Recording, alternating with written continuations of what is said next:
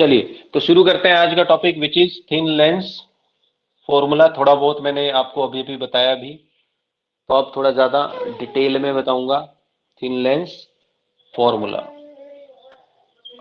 तो thin lens formula basically क्या है? एक ऐसा फॉर्मूला जो इमेज की डिस्टेंस, ऑब्जेक्ट की डिस्टेंस और फोकल लेंथ इनको आपस में इंटर रिलेट करता हो, ठीक है, उसे हम क्या बोलते हैं? Thin lens formula.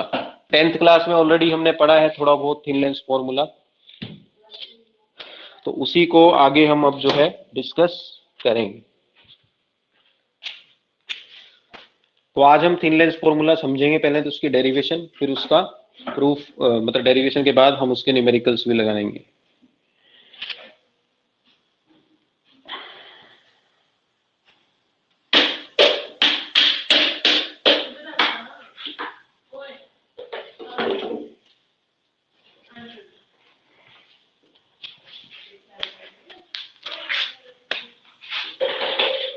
तो देखो,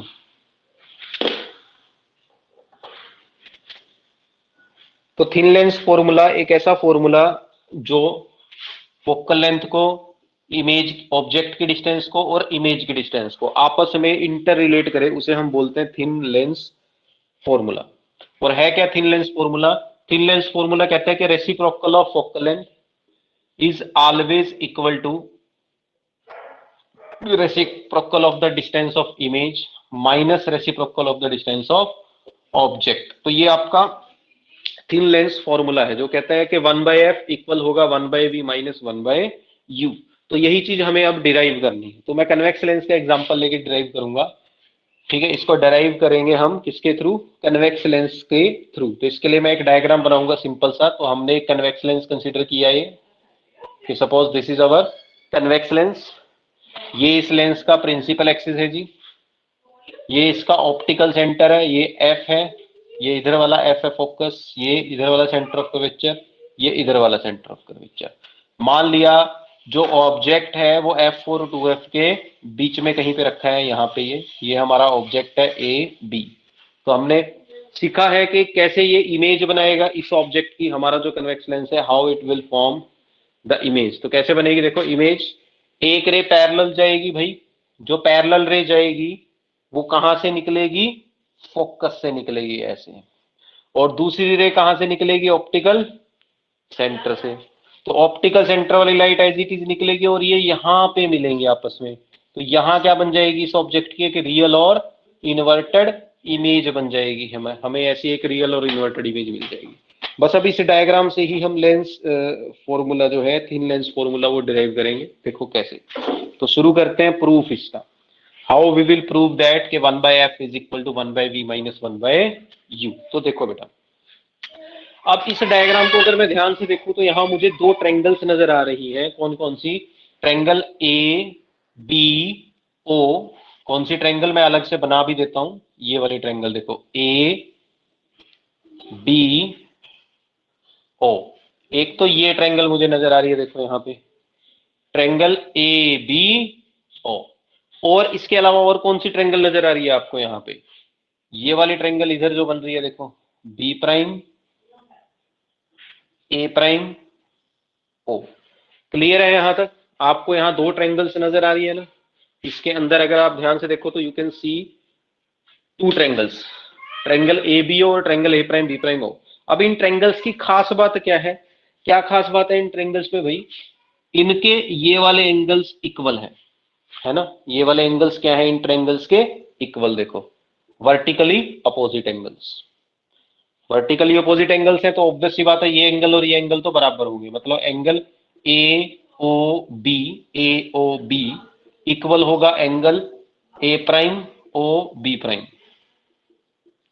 क्योंकि कैसे एंगल है ये? वर्टिकली अपोजिट एंगल्स हैं, वर्टिकली अपोजिट एंगल्स। इसी तरह से आप देख सकते हो, ये आपका ऑब्जेक्ट रखा था, ऑब्जेक्ट प्रिंसिपल एक्सिस के परपेंडिकुलरली रखा है, तो ये एंगल 90 डिग्री हुआ। और ऑब्वियस सी बात है जो इमेज बन रही है वो भी 90 डिग्री के एंगल पे ही बनेगी, तो ये एंगल भी इक्वल है। अब इन दो ट्रायंगल्स के दो एंगल्स इक्वल है, ये वाला इसके इक्वल है, ये वाला इसके इक्वल है। अब दो ट्रायंगल्स के अगर दो एंगल इक्वल है तो ऑब्वियस सी बात है तीसरा एंगल भी इक्वल होगा, यानी कि ये एंगल भी पक्का इसके इक्वल होगा। ठीक है जी। अब इन दो ट्रायंगल्स के तीनों एंगल्स इक्वल हैं। अब हमने मैथमेटिक्स में एक रूल पढ़ा है जिसे बोलते हैं एंगल एंगल एंगल रूल। जब हम 8th क्लास में थे हमने सिमिलैरिटी वाला चैप्टर पढ़ा था। तो एंगल एंगल एंगल रूल बोलता है कि हमारी जो ये दो ट्रायंगल्स हैं, ट्रायंगल ए बी ओ, ये सिमिलर है किसके, triangle A prime B prime O के।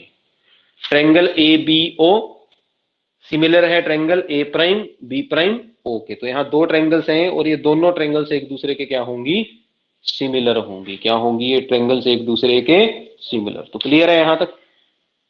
ठीक है। सिमिलर वर्ड का मतलब है, देखो यहां मैंने इक्वल नहीं लिखा, इस सिंबल को क्या बोलते हैं बेटा, इस सिंबल को सिमिलर बोलते हैं। ये सिंबल किसको रिप्रेजेंट करते हैं, सिमिलर को।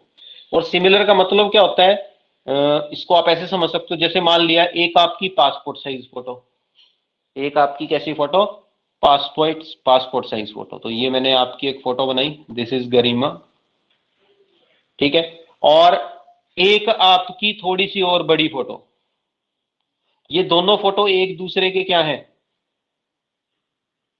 सिमिलर है। क्या है, ये एक दूसरे के सिमिलर। तो सिमिलर वाला कंसेप्ट ये होता है कि आपकी पासपोर्ट साइज फोटो और आपकी जो दूसरी फोटो है वो सिमिलर है। ठीक है, क्यों है वो सिमिलर, क्योंकि अगर आप अपने फेस की जो हाइट है उसकी रेशो निकालते हो दोनों के केसेस में, और अपने सपोज फेस की विड्थ की रेशो निकालते हो तो सेम आएगी। तो इसका मतलब होता है कि ये चीजें सिमिलर है, एक जैसी हैं। तो मैथमेटिक्स में हमने पढ़ा है सिमिलैरिटी वाला कंसेप्ट। तो these two triangles are similar to each other, A B O is similar to triangle A prime B prime O. अब अगर दो ट्रायंगल्स भाई सिमिलर हैं, और कौन सा रूल लग रहा है यहां, एंगल एंगल एंगल रूल। अब यहां हम यूज करेंगे सिमिलैरिटी थ्योरम। तो बाय यूजिंग सिमिलैरिटी थ्योरम, अब मैथमेटिक्स में 8th क्लास में हमने शायद सिमिलैरिटी थ्योरम पढ़ी है। सिमिलैरिटी थ्योरम बोलती है कि अगर दो ट्रायंगल्स एक दूसरे के सिमिलर हैं तो उनकी साइड्स की रेशो क्या होगी, इक्वल होगी। ठीक है, सिमिलैरिटी थ्योरम क्या बोलती है कि इफ टू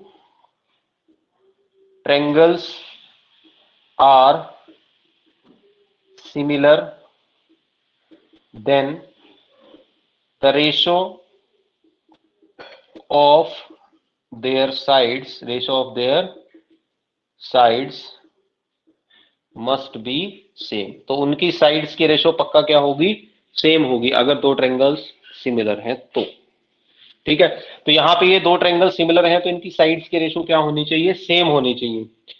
जो जो एंगल्स सेम है उनके सामने वाली साइड्स की रेशो सेम होनी चाहिए। जैसे कि यहां से फिर हम निकाल सकते हैं क्या,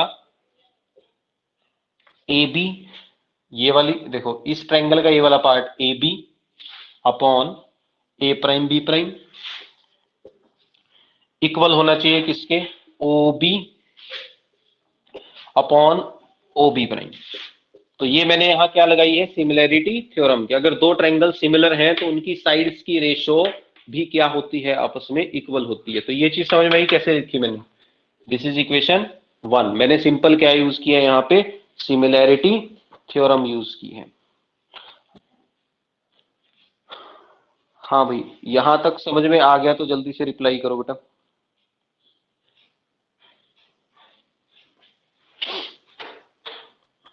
ठीक है, अब इस डायग्राम को हम दोबारा से देखते हैं और इसमें हमें दो ट्रायंगल्स और नजर आने वाली है जो एक दूसरे के सिमिलर है।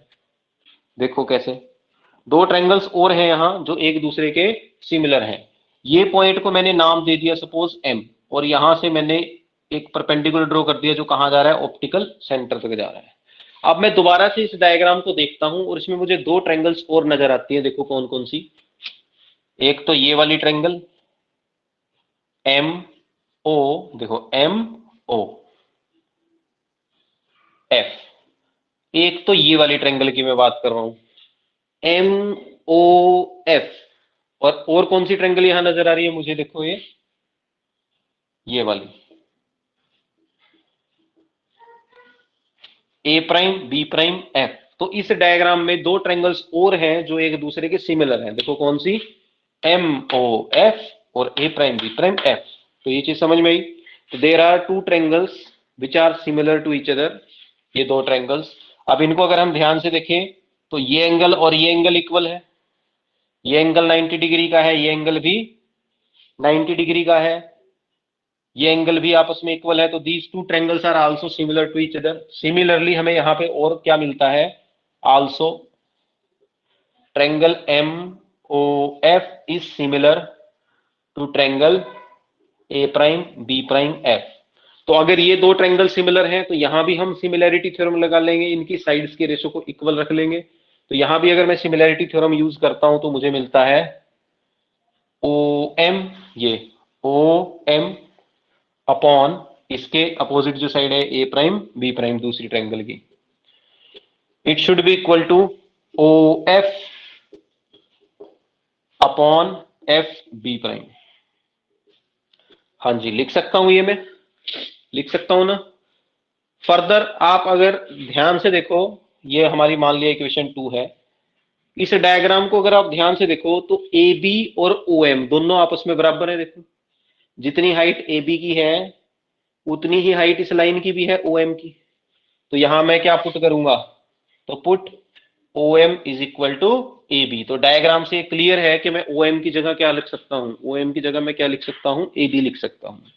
तो जब मैं ओ एम की जगह ए बी लिखूंगा तो मेरे पास क्या आएगा, तो जब मैं बेटा ओ एम की जगह ए बी लिखूंगा यहां पे तो इक्वेशन बन जाएगी ये A B upon A prime B prime is equal to O F upon F B prime. ये बन गई इक्वेशन 3। क्लियर है। तो हमने दो इक्वेशन बना ली सिमिलैरिटी थ्योरम से। यहां तक समझ में आ गया तो चैट बॉक्स में रिप्लाई करो, इसके बाद तो बहुत आसान है। तो ये आपका पहला स्टेप है। सिंपली आपने क्या करना है, दो इक्वेशंस बना लेनी है सिमिलैरिटी थ्योरम का इस्तेमाल करके ट्रायंगल्स में, और जहां ये इक्वेशंस आ गई फिर इनको इक्वल रख दो। देखो इक्वेशन 1 क्या है, A B upon A prime B prime is equal to this. Equation 3 क्या है, A B upon A prime B prime equal to this. तो इक्वेशन 1 और 3 आपस में क्या होनी चाहिए, बराबर होनी चाहिए। तो फ्रॉम इक्वेशन 1 एंड 3, तो फ्रॉम 1 एंड 3, तो इक्वेशन 1 और 3 से मेरे पास क्या आएगा, देखो इक्वेशन 1 और 3 से क्या आएगा मेरे पास, आप ध्यान से देखो। इक्वेशन 1 और 3 से मेरे पास आ जाएगा, इक्वेशन 1 में मेरे पास क्या है, यहाँ O B upon O B prime, O B upon O B prime equal to, इधर मेरे पास क्या है, O F upon F B prime. तो एक तरफ तो मेरे पास है O B upon O B prime और एक तरफ मेरे पास है O F upon F B prime. ठीक है। तो इन दोनों को हमने क्या रख लिया बेटा, इक्वल रख लिया। क्या रख लिया, इनको हमने इक्वल। यहां तक समझ में आ गया। अब बस सिंप्लीफिकेशन है। आप अब ध्यान से देखो, ओबी को तो मैं एज इट इज लिख लूंगा और ओबी प्राइम को भी एज इट इज लिख लूंगा, ओ एफ को भी एज इट इज। अब ये जो मेरा एफ बी प्राइम है, ध्यान से समझना इस बात को, ये जो एफ बी प्राइम है, इस एफ बी प्राइम को मैं क्या लिख सकता हूं, O B prime minus O F. क्या लिख सकता हूं इसको मैं, O B prime minus O F, O B prime minus O F लिख सकता हूं ना, नीचे यही समझ में। इस एफ बी प्राइम को मैं क्या लिख सकता हूं, टोटल पूरा का पूरा मेरा O B prime minus O F. O B prime में से जब ओ एफ माइनस करते हैं तो यही आता है एफ बी प्राइम। तो ये इक्वेशन बन गई हमारे पास। बस अब मैं यूज करूंगा यहां पे वैल्यूज। नाउ अब आपको पता है ये मेरा ऑब्जेक्ट है और यहां से यहां तक की डिस्टेंस क्या होती है, ऑब्जेक्ट की डिस्टेंस। क्या होती है यहां से यहां तक की डिस्टेंस, ऑब्जेक्ट की डिस्टेंस। ये मेरी इमेज है और यहां से यहां तक की डिस्टेंस को फिर मैं क्या बोलूंगा, इमेज की डिस्टेंस, है ना।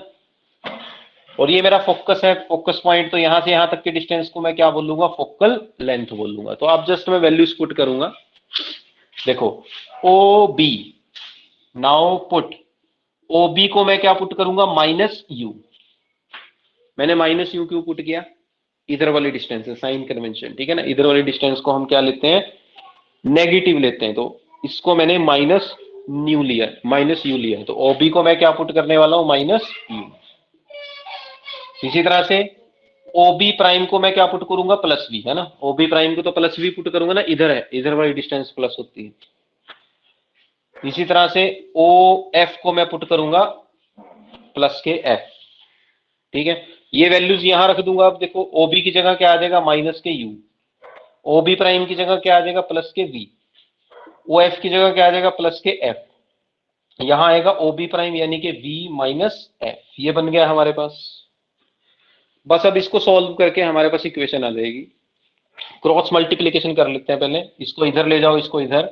ये बनेगा माइनस के u into v minus f is equal to we f. V इधर चला गया, ये इधर चला गया। माइनस यू को अंदर मल्टीप्लाई करो तो आपके पास बनेगा माइनस के यू वी प्लस के you f is equal to we f. ये इक्वेशन बन गई। लेकिन हमें तो हमारी वो वाली इक्वेशन चाहिए, one by f is equal one by v minus one by u. तो वो इक्वेशन कैसे आएगी, आपको सिंपली दोनों तरफ से, मतलब जो लेफ्ट साइड और राइट साइड है, दोनों साइड्स को आपको यू वी एफ से डिवाइड कर देना है। Dividing both sides. Next step क्या है आपका, dividing both sides by you V F. तो दोनों साइड्स को यू वी एफ से डिवाइड कर देते हैं। तो क्या बनेगा, देखो इधर बनेगा माइनस के you V upon U V F plus के you F upon U V F is equal to we F upon U V F. तो सिंपली मैंने क्या किया, दोनों तरफ लेफ्ट साइड भी और राइट साइड भी यू वी एफ से डिवाइड कर दिया। अब यहां देखो जो चीजें कटती हैं काट दो। यू से यू कट गया, वी से वी कट गया, यू से यू कट गया, एफ से एफ कट गया। यहां पे वी से वी कट गया और एफ से एफ कट गया। तो यहां आपके पास बचा माइनस के वन बाय एफ प्लस यहां बचा one by v equal to यहां बचा वन बाय यू। अब बस इसको हमें जरा क्या करना है, थोड़ा सा रीअरेंज। ये माइनस वन बाय एफ है, उधर जाके प्लस हो जाएगा। तो one by V is equal to one by U minus नहीं plus one by F. One by you इधर आके माइनस हो जाएगा और आपके पास इक्वेशन बन जाएगी one by v. One by you इधर आएगा तो क्या बन गया, माइनस के one by u is equal to one by f. This is the thin lens formula. और यही हमारा क्या है, थिन लेंस फॉर्मूला। क्लियर है बेटा। आगे समझ में डेरिवेशन सिंपल था। सिमिलैरिटी थ्योरम्स का इस्तेमाल करके हमने प्रूव किया इसको। समझ में आ गया तो जल्दी से रिप्लाई करो चैट बॉक्स में।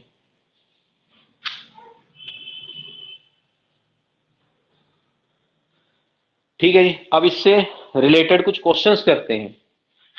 क्वेश्चंस वही कराऊंगा जो आए होंगे इससे रिलेटेड। जैसे कि एक क्वेश्चन है, ये मैं कराने जा रहा हूं तुम्हें।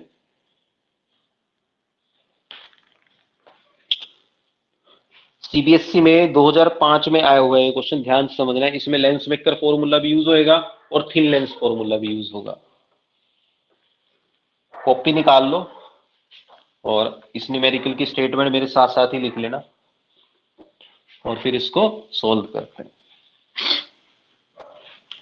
तो स्टेटमेंट कुछ इस तरह से है कि A double convex lens, A double convex lens, a double convex lens made of glass, made of glass of refractive index 1.5।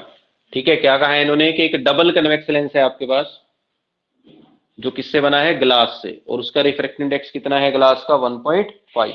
तो double convex lens made of glass of refractive index 1.5 has its both surfaces of equal radius of curvature 20 centimetre each. ठीक है, has its both surfaces of equal radii of curvature, equal radii of curvature 20 centimetre each, 20 centimetre each. ठीक है, an object of 5 centimeter height, an object of 5 centimeter height, ठीक है, an object of 5 centimeter height is placed at a distance of 10 centimeter, is placed at a distance of 10 centimetre from the lens, from the lens. Find the position, nature and size of the image. Find the position, nature and size of image. ठीक है जी, तो ये question है आपका। तो किस तरह से इसको सॉल्व करेंगे देखो। तो क्या कहा है आपको कि एक डबल कन्वेक्स लेंस है। कैसा लेंस है? Double convex lens. तो double convex lens made of glass of refractive index 1.5। तो जो डाटा दिया है पहले वो लिख लो। तो आपको दिया है कि कन्वेक्स लेंस है जिसका रिफ्रैक्टिव इंडेक्स कितना है? 1.5। Has its both surfaces of equal radii of curvature 20 centimetre. इसकी दोनों रेडियस ऑफ कर्वेचर कितनी है? 20 सेंटीमीटर। मींस R1 भी 20 सेंटीमीटर है और R2 भी 20 सेंटीमीटर है। ये होता है ना हमारा लेंस। देखो ये कन्वेक्स लेंस है हमारा।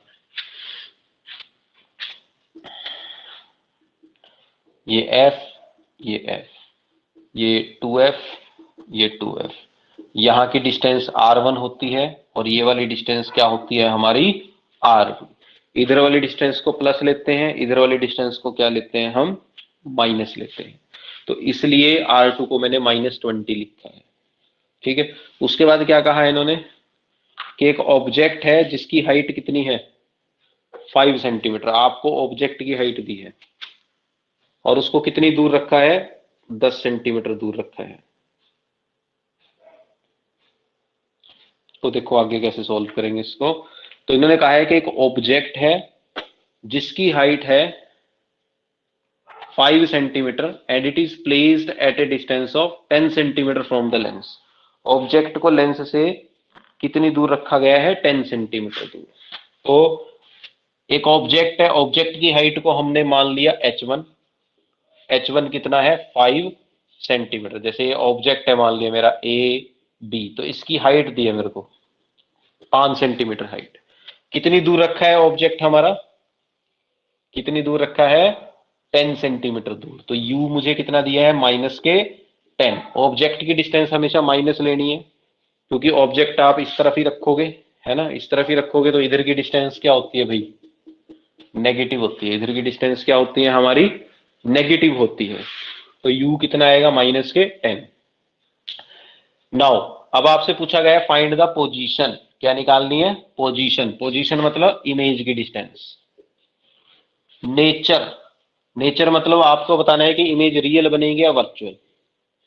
और तीसरा क्या बताना है? साइज ऑफ इमेज, मतलब आपको इमेज की हाइट निकालनी है। H2 यहां किसको रिप्रेजेंट कर रहा है? इमेज की हाइट को। Image height. क्वेश्चन आया समझ में भाई? करना क्या है? स्टेटमेंट अगर समझ में आ गई तो रिप्लाई करो चैट बॉक्स में। सिंपल है। एक कन्वेक्स लेंस है, उसकी रेडियस ऑफ कर्वेचर 20 सेंटीमीटर है, रिफ्रैक्टिव इंडेक्स 1.5 है और इसके सामने 10 सेंटीमीटर दूर एक ऑब्जेक्ट रखा है जिसकी हाइट 5 सेंटीमीटर है। तो हमें बताना है उस ऑब्जेक्ट की जो इमेज बनेगी वो कितनी दूर बनेगी। ठीक है। और दूसरा, इमेज की नेचर कैसी होगी और इमेज की हाइट कैसी होगी। तो अगर मुझे इमेज की पोजीशन निकालनी है v, तो मुझे थिन लेंस फॉर्मूला पता है 1/f = 1/v - 1/u। ये होता है ना थिन लेंस फॉर्मूला। तो अगर मुझे v निकालना है, क्या निकालना है मुझे? v। तो मुझे f पता होना जरूरी है। पहले तो f निकालना पड़ेगा ना, फोकल लेंथ। तो f कैसे निकलेगी वो देखो। तो f कैसे निकाला जाए? f निकलेगा लेंस मेकर फॉर्मूले से। किससे निकलेगा f? लेंस मेकर फॉर्मूले से निकलेगा। तो हम लेंस मेकर फॉर्मूला यूज कर लेंगे। आपने पढ़ा है लेंस मेकर फॉर्मूला क्या होता है? 1/f = μ2 - μ1 upon μ1 into 1/r1 - 1/r2। यही होता है लेंस मेकर फॉर्मूला, हमने पढ़ा है। अब अगर आउटसाइड एयर है, अगर बाहर क्या है? इफ आउटसाइड इज एयर, तो म्यू1 को हम 1 पुट कर देते हैं और म्यू2 को म्यू पुट कर देते हैं, तो लेंस मेकर फॉर्मूला बन जाता है 1/f लेंस मेकर फॉर्मूला बन जाता है 1/f is equal to mu minus 1/1, ये बन जाता है। ठीक है ना। अब यहाँ वैल्यूज पुट करेंगे, वैल्यूज पुट करेंगे तो क्या आएगा, देखो यहाँ से 1/f is equal to mu, mu कितना दिया है आपको 1.5, 1/r1, r1 कितना दिया है 20, -1/-20, सॉल्व कर लो, ये बनेगा 1/f is equal to 1.5 minus 1 करोगे तो 0.5, यहां बनेगा 1/20 प्लस 1/20, तो ये बनेगा 1/f इज इक्वल टू 0.5 का मतलब है 1/2, 0.5 का मतलब 1/2, 1/20 प्लस 1/20 करोगे तो 2/20, 2 से 2 कैंसिल, तो 1/f किसके इक्वल आ गया आपका 1/20 आ गया है ना, 1/f किसके इक्वल आ गया 1/20, यानी कि f कितना आया आपका 20 सेंटीमीटर, कितना आया f 20 सेंटीमीटर। हाँ भाई समझ में आ गया, क्लियर है, f कितना आया हमारा 20, f अगर पता लग गया तो अब तो इमेज की पोजीशन पता लग जाएगी। अब हम थिन लेंस फॉर्मूला यूज कर लेंगे इसके बाद, तो आप देखो इस क्वेश्चन में सब कुछ यूज हो गया, लेंस मेकर फॉर्मूला भी यूज हो गया और लेंस मेकर फॉर्मूले के बाद जो है थिन लेंस फॉर्मूला भी यूज हो गया। नाउ अब हमें पता है 1/f किसके इक्वल होता है 1/v माइनस 1/u, हमने पढ़ा है। अब यहाँ पे f 20 है तो 1/20 is equal to 1/v minus 1/u, u कितना है मेरा -10, तो u कितना है -10, तो ये बन जाता है 1/20 is equal to 1/v plus 1/10, तो 1/10 उधर चला जाएगा तो ये बनेगा 1/v is equal to 1/20 minus 1/10, तो 20 एलसीएम आ जाएगा 1 - 2, तो 1/v आपका बनेगा माइनस के 1/20, तो v कितना आएगा -20 सेंटीमीटर, तो v आपका जो है सॉल्व करके कितना आ गया 20 सेंटीमीटर आ गया, और नेगेटिव में है, किसमें है v नेगेटिव में, तो v निकल गया। क्लियर है यहां तक? हाँ जी, तो हमने एक चीज निकाल ली, क्या निकाल ली हमने पोजीशन। यहां तक समझ में आ गया तो जल्दी से रिप्लाई करो, ताकि इसके बाद मैं आपको बता सकूं कि नेचर और साइज ऑफ इमेज कैसे निकलेगा। ये लिख लो बेटा कॉपी में, यहां तक लिख लिया क्योंकि अब मैं मिटाऊंगा इसको, जैसे ही लिख लोगे चैट बॉक्स में रिप्लाई कर देना, क्योंकि इसके बाद मुझे रब करना पड़ेगा नेक्स्ट पोर्शन के लिए। ओके लिख लिया, चलिए तो अब हम आगे पोजीशन हमने निकाल ली कि इमेज कितनी दूर बनेगी भाई 20 सेंटीमीटर दूर बनेगी। अब रह क्या गया, रह गया इसकी नेचर और साइज। तो नेचर और साइज के लिए हम एक टर्म यहां कैलकुलेट करेंगे जिसे बोलते हैं मैग्निफिकेशन। क्या बोलते हैं? मैग्निफिकेशन।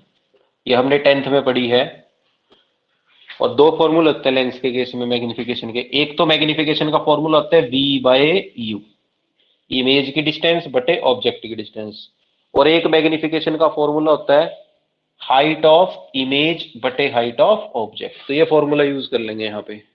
तो क्या बनेगा देखो, v कितना है -20 बाय u कितना है आपका, u कितना था भाई 10, तो u कितना है -10 is equal to h2, h1 कितना था 5 सेंटीमीटर। इसको सॉल्व कर लो, तो 5 2 जा 10, तो हाइट कितनी आई 10 सेंटीमीटर प्लस के।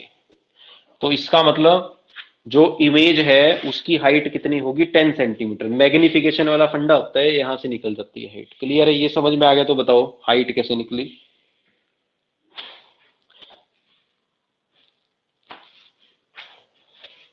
ठीक है, तो हमने हाइट निकाल ली इमेज की, जो कितनी आई है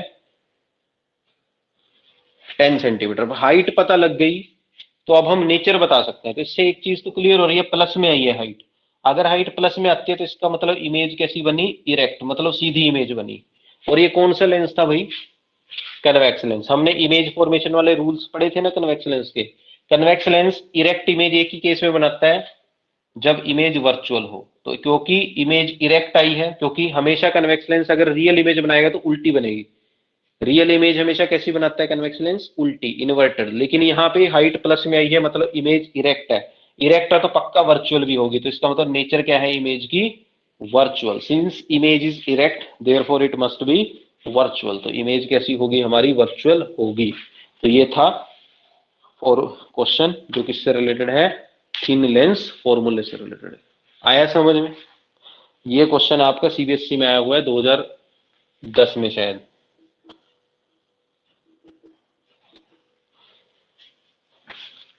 आ गया यहां तक समझ में? ठीक है, तो ये था आज का टॉपिक। तो आज हमने थिन लेंस फॉर्मूला कवर कर लिया। अब हमारे बस एक ही टॉपिक बचा है इस चैप्टर का। चैप्टर कंप्लीट होने वाला है रे ऑप्टिक्स, मतलब रे ऑप्टिक्स में रिफ्रैक्शन वाला पोर्शन कंप्लीट होने वाला है। इसके बाद हम पढ़ेंगे ऑप्टिकल इंस्ट्रूमेंट्स, मतलब माइक्रोस्कोप, टेलीस्कोप। इसके बाद कल हम पढ़ेंगे, ये आपका कल जो टॉपिक होगा दैट विल बी प्रिज्म। तो अब नेक्स्ट टॉपिक हम प्रिज्म के ऊपर पढ़ेंगे कि प्रिज्म क्या है, किस तरह से काम करता है, प्रिज्म फॉर्मूला क्या है, उसकी डेरिवेशन, ये सब हम पढ़ेंगे। ठीक है,